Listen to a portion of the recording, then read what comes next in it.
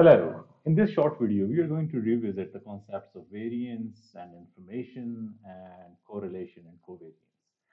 Okay, so you must have studied these concepts in an earlier module or in your previous degrees, maybe.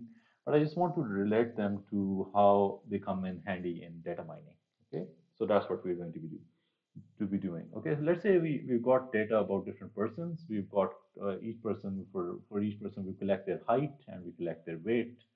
So let's say if you've got height data, so the parameter that we are interested in, the variable that we are interested in is height, then those values can be, let's say someone can be 6 feet, some can be 5.5 feet, and then we've got this, all of this data, right? And typically, and when we are talking in terms of statistics, we can model this as a random variable, okay?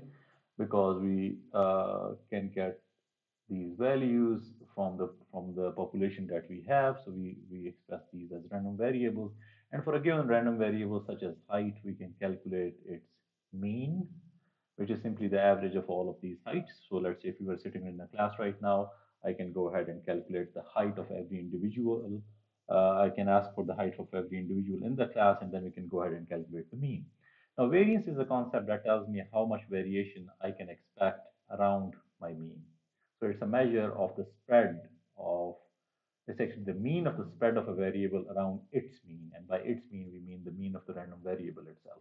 So we calculate the mean of the height, and then we subtract the height of each individual from that mean height. We take the square of that, and then we take the mean of that, okay? And that gives us the variance of uh, this parameter, right? Or this particular random variable. The larger the variance value, the more spread around the mean there is. So if you got, let's say, two different distributions and you determine a histogram of those. And let's say if you got two different populations, we've got a red population and a blue population, then we can see that the blue population is more spread out. So on the x-axis is the value, let's say of height, and on the y-axis is the number of people with that particular height in a particular bin. So this is a histogram, and we can see that there is more spread in the blue data than there is in the red one. So the blue one is going to have larger variance in comparison to the smaller one. And these concepts come in handy in a variety of settings in data mining, so it's important to understand these concepts. We also would like to use our knowledge of whenever we see sum of squares or sum of products in general, then that means we can express that particular quantity in terms of dot products, right? And that is what we can do here as well. Let's say we've got the height of the first person, Z1 is equal to 6, Z2 is equal to 5.5. And let's say we can calculate a vector of all of these heights, right? And if we subtract the mean of that height, so I'm going to call it mu z. So if that is going to be the mean of all of these heights, then I can subtract from each element of z that particular mean value, and that is going to be z minus mu of z. And that's still going to be a vector of with as many dimensions as the number of samples I have. And then if I transpose that and multiply that with z minus mu z, then that is exactly equivalent to what we have written over here in the sum form. So this is a vectorized way of writing this whole expression as well. And that comes in handy. First of all, it's more compact, and that means we can also use NumPy and speed up variance calculations, right? So this is, and at a very high level, you can also say that this is how dot products and variance are related as well, or how is it related to distance. The general formula of a variance, or the definition of variance, is the expectation that you have of the difference or the square of the distance of a particular value of that random variable from its mean. So it's essentially the spread of a given variable around that particular mean. However, what we are interested in is relating this concept to how is it related to information measures, or how can we measure the information within for a given random variable in terms of its variance, or how are the two related to each other. Let's say if we got these height values and all of these height values are the same. In that case, can you calculate the or guess the variance, or what the variance is going to be? Let's say I've got a class in which everyone is, let's say, 5.5 feet high. Then we got the first person 5.5 feet, the second person 5.5 feet, third person 5.5 feet, and everyone is 5.5 feet. And what that means, the average of this is going to also come out to be 5.5 feet, right?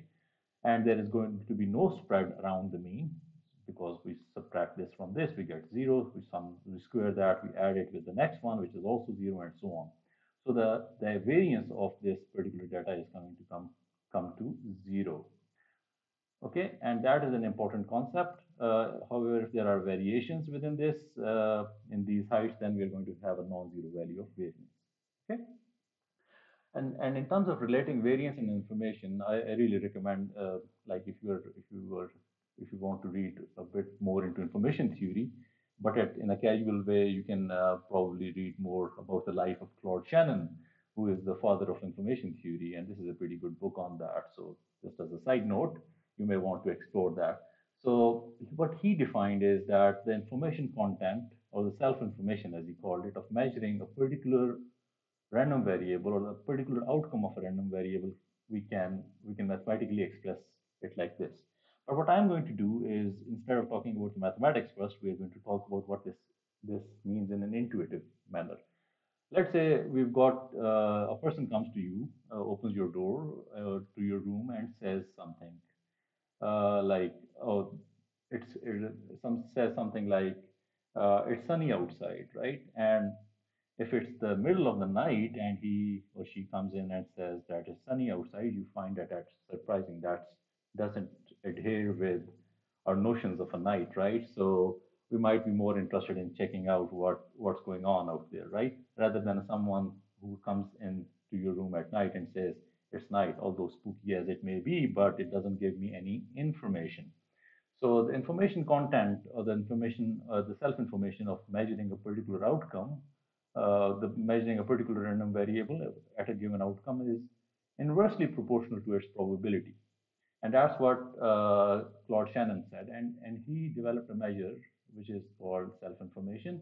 And he said that if we have got a random variable, let's say height, and we can express that as a probability distribution, which is roughly the same thing as the histogram that we saw over here, but it's normalized to values between 0 and 1. So all the area under this red curve would be equal to 1. So what we've got is a probability distribution of that. And if I have a particular height value, let's say 20 feet, and I want to calculate the information content of that, because no one is going to be 20 feet large. Therefore, the probability of that observing that particular value of height is going to be 0. So that is going to come out to be log of 1 over 0. And this is going to be infinity. And that means that this I of x value is going to be very large, right? It's going to be infinity as well, right?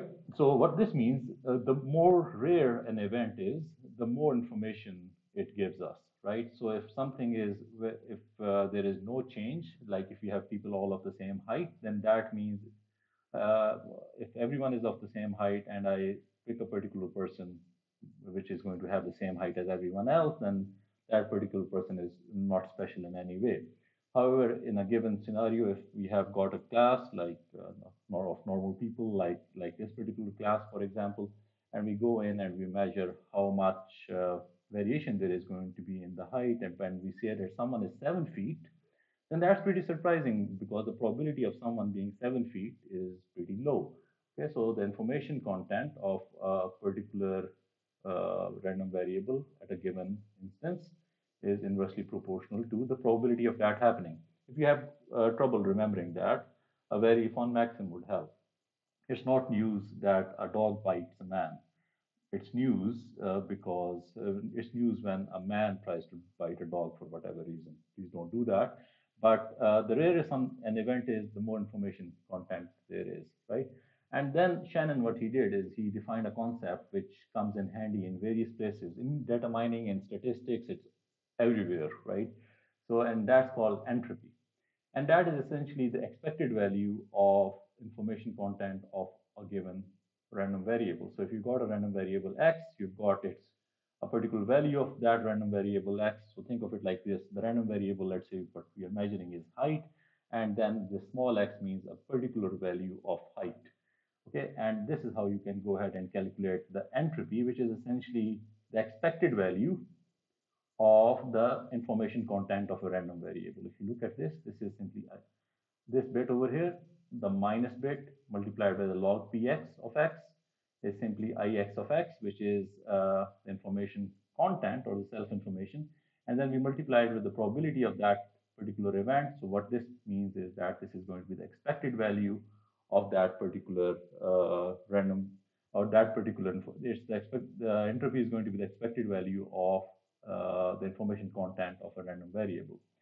And the more random something is, the higher its entropy is going to be. And this is what I've tried to show over here. If you take the classic examples of coin tosses, let's say if you got a coin that has a probability P of turning up heads, let's say if P is equal to 1.1, then if you toss that coin 10 times, then what I expect is that at least one of those times it's going to turn out to be heads, right? At a probability value of 0.1, if you calculate the entropy, then that is going to be around zero point 0.4. But if the probability of turning heads is of landing of a coin landing on its head is 0, that means it's such a loaded coin that it always lands on the tail side.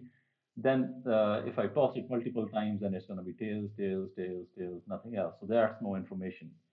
Another way of thinking of it is like we can simply replace all of these occurrences of tails, tails, tails with a single tail because the rest of them are essentially repeats of the same thing, right? But if it's random, if the coin is truly random, that is, it has a probability of landing on its head side is 0.5, and the probability of it landing on its tail side is also 0.5, then we essentially get a pretty high entropy value, or an entropy value that is close to 1.0. And you can use this code to run the simulation if you want, and you probably get the same plot over here. And what that means is that now I cannot predict based on what I've seen before what's going to come next. So it's not predictable, it's random. And in our previous in relation to our previous discussion on variance, if let's say I represent heads with zeros, and also heads with 1 and tails with zeros, and we generate a sequence of numbers like when the probability is 0. After landing heads is 0.5, then I can get a string like this 1 0 1 1 0 0 and so on. And if I take all of this data and calculate its variance, if the probability is zero point 0.5, then we can say that the variance of that is also going to be high. So variance and entropy, or variance and information, in other words, are directly related to each other. If the variance of a particular variable is 0, then that means there is no variation in that variable. Hence, entropy is also going to be low. If it's the variance is 0, then its entropy is also going to be 0 for this particular case, at least. But what I want you to do, or what I want you to understand here, is the relationship between entropy and variance. Whenever the variance is high, typically for most distributions, the entropy is also going to be high. You can read more about it in this paper, but that's not required for understanding the general concept here. So if the data is redundant, that means it's the same thing occurring over and over again, then the variance is going to be small, and the information content is also going to be, or the Shannon entropy, that's the unit that we use to measure information content, that's also going to be small.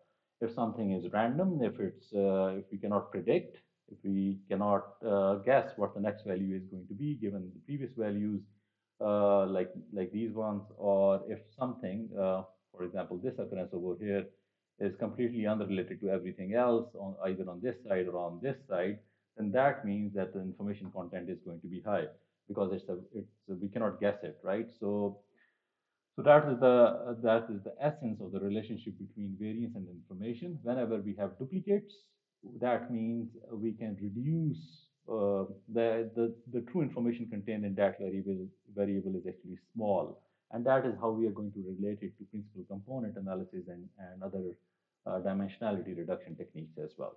So I hope by now you have a good understanding of variance and how it relates to information. So when we have more than one variables, we can calculate, of course, for each variable, we can calculate its variance. Let's say if you got data from multiple persons, let's say this is person ID, and then for each person, we calculate their height or determine their height, and we also have their weight. And then for person number one, we let's say that their height is 6 feet, and then their weight is let's say 150 kilograms. And then we've got a person number two who is 5.5 feet, and then their weight is going to be let's say 70 kilogram or something like that. So we can construct a data set like this one, please pay close attention to this. Is typically how we represent data sets in data mining, right? We've got a single row representing a single instance, and then these two are the features. So, or in this case, in statistics, we call them like we have got these two random variables which are associated with the same particular entity in this case, which is a person. So now we can, of course, go ahead and calculate the variance of height. So we can calculate sigma square h, and we can calculate the variance of weights, which is going to tell me how much variation should I expect around the mean of each of these individual variables, right? But these two measures are univariate in the sense that they only give information about a single variable. Whereas we have another concept which is called covariance, which tells me what is the relationship between height and weight. How does height change, or what observations can we make if we change the height? How would the weight change? And that gives us a relationship between these two particular quantities. Let's say if we plot the height versus weight, let's say we plot the height on the x-axis and the weight of the person on the y-axis, we can see a plot like this one, for example, right? So if you have height on this axis and weight on this axis, then what we see is that people with larger heights typically tend to have larger weights. So this is the description of the concept of correlation, which tells us what is a linear association between two random variables, right? How are height and weight associated with each other, and we just want to quantify this relationship. We know that it's an increasing relationship, that whenever people with larger heights tend to have larger weights. And that is an important concept, but we want to quantify how strong is this relationship. And that's what we're going to do using correlation and covariance. So covariance is a measure of two variables, or the dependencies, or the dependence, or the linear relationship between two variables. And the way it's calculated is pretty easy. For let's say we've got two variables, we call them x and y. And for a given individual, we have for a given individual I, we have values of both x and y. We subtract the mean of x from x and the mean of y from each value of y. And then we simply multiply these together, and then we take an average of all of these values. So you can also write the same thing again based on our knowledge of how dot products work. We can say that we subtract the mean of x from all values of x, and we subtract the mean of y from all values of y, and then we take the dot product of these two. And if this dot product is positive, then that means the two variables covary in a positive manner. That means whenever we see an increase in one of the values, we also see an increase in the value of the other variable, right? So you can understand this by let's say if you've got this particular plot. If you look at this point, we can calculate the mean of the first variable x, and we can calculate the mean of the second variable x, and that is the mean of the two-dimensional data then, where I've put a circle now with this green circle over here in the middle. And what that means, if I move to the right-hand side of this mean along the x-axis, then I'm expected to go up along the y-axis. And that means we have positive covariance, or this is what we observe in case of height versus weight.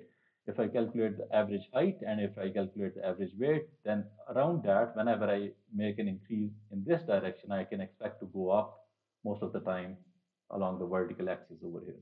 So these two quantities, we can say that they vary positively. And it's important to like at a conceptual level relate how these concepts or relate these concepts to the definition of a dot product of two variables. If the mean of the two variables is, let's say, 0, or if we pre-process the variables so that the mean of the two variables is 0, then what we get over here is that covariance is essentially the dot product of the two variables with a scaling factor that we can ignore for the sake of this discussion. And we know the dot product of two variables essentially measures how they're related to each other. A high positive dot product typically means that the two variables covary now, and that you can now fit all of this together. The relationship between vectors to dot products to distance to covariance and to variance.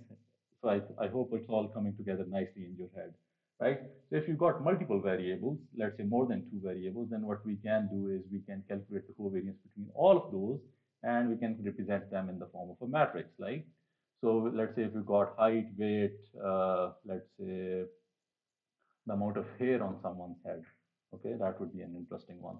But if we have that, we can calculate the correlation between each one of those two variables. We can calculate the covariance of height with itself, which is going to be equal to the variance of height, and then we can calculate the covariance of height with weight, which I can express as sigma HW.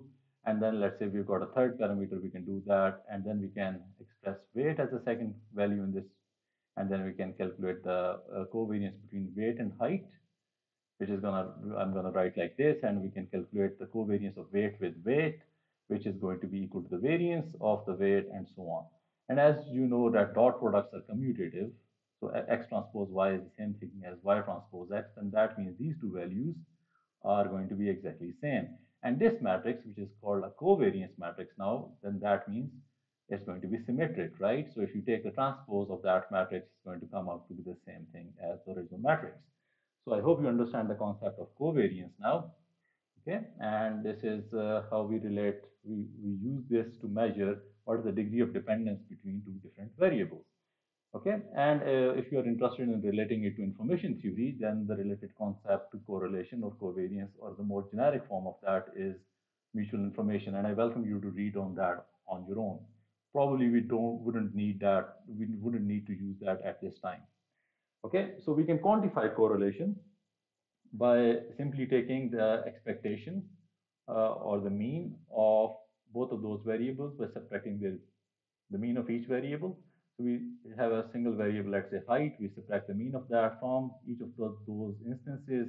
We do the same thing for the other variable, and then we take a dot product and we divide it by a scaling factor to get what is called covariance. And we can also get a measure called correlation, which is normalized in that we divide this covariance value and we divide it by the standard deviation, which is the square root of variance over here, and we multiply it with the variance of y. I'm going to give you an example, and this is going to be really, really simple. We've already talked about covariance matrices. These are simply the matrix of all pairwise covariances of all variables that we have. Okay, let's say we've got this data, and I'm going to give you a work exercise or a lab exercise that you can use to understand this in a bit more detail. Let's say we've got height over here on the x-axis, and we've got weight of different individuals along the y-axis. So someone who is, let's say, 70 units in height has a weight of about 83 units or something like that, right? So this is what the data is, and we can go ahead and calculate these covariances and variances. So the mean of these two variables is the mean of the first variable, which is height, is 67.46, and the mean of this weight variable is 85.31 for the number of samples that we have. If we go ahead and calculate the variance of each of these, then the variance comes out to be 78.56 for height, and we can calculate the variance of this of the weight values, which comes out to be 101. And there are really easy formulas in NumPy to calculate variances and means and everything like that. And what we can additionally do is we can calculate the covariance matrix. So as you notice, this is the variance of the height value, and this is the variance of the weight value. So off-diagonal elements are actually the covariances, right? So the covariance of height and weight for this data set is 85.5, which is positive, and it tells me that there's going to be a positive correlation between these two particular variables, and that means if I see an increase in height, typically that is going to be associated with an increase in weight, right? And the only difference when we are calculating correlations is we subtract from each value of height, we subtract the corresponding mean of height, and we divide it by the standard deviation. And we do the same thing for the weight values, and this is called standardization. And once we have that, this is exactly the same data, except that we have subtracted the mean of each of these values and divided by the standard deviation. And once we do that, then of course the mean is going to come out to be 0 for both of these quantities. The mean of the height is now, this is, I should call it height prime and weight prime. And we can see that the mean of the height is 0, or the after standardization, and the mean of the weight values after standardization is also equal to 0. Because we are dividing it by the standard deviation, therefore the standard deviation is now going to be come out to 1, and the variance is also going to come out to 1. You can see the associated workbook for further details on this. So the total variance of these two values, the height value and the weight value, is equal to, we can calculate 1 plus 1, which comes out to be equal to 2 units. Okay. So what standardization has achieved is essentially it has adjusted for the spread and the mean value of each of these two parameters, two quantities that we were interested in, this height and weight value. And now if I calculate the covariance matrix, now this is going to be the correlation actually, okay, because we have done this standardization. And what it comes out to be is, of course, the variance is going to go here for each of these two variables. And then we can say that the correlation between these two comes out to be 0.96. So now the correlation, because it is standardized, it is always going to be in the range of -1 to +1. If the correlation between two values is high, positive, then that means if you change one of them, you can expect to see a corresponding increase in the value of the other. So taller people are heavier. Typically, that's the observation that we are talking about here. So I hope you are now able to relate the concept of covariance and correlation. There are other measures of measuring the correlation as well. There's something called rank correlation, and I welcome you to read this. This is part of the module, but it's essentially it's a very simple concept. Once you understand the the concept of correlation that we've talked about here, which is called Pearson correlation, you should be able to use this concept to develop your understanding for Spearman correlation. And there's something else called Kendall correlation. You can skip that if you're not interested. But what we are trying to do here is what we have done so far is we've got these two variables, height and weight, and we wanted to see what is the spread of height around its mean and what's the spread of weight around its mean, and then how do these two variables relate to one another. And that is what covariance tells us. And if we standardize each of these variables to have what is called a zero mean and unit variance, then we can essentially standardize the concept of covariance into correlation, which now has a value range of -1 to +1 for a given pair of variables, such that if two variables, if the covariance of the correlation of two variables is +1, then that means as one of the variables increases, the other one increases in a linear manner as well. And if one decreases, the other one decreases as well, right? So an increase in one is associated with an increase in other, okay? Or in more precise term, if you're measuring change with respect to a given value in one variable, and if the change in that particular variable is positive and the correlation is positive, then we can expect a positive change in the value of the other variable as well. Okay, so I hope that this all comes together nicely.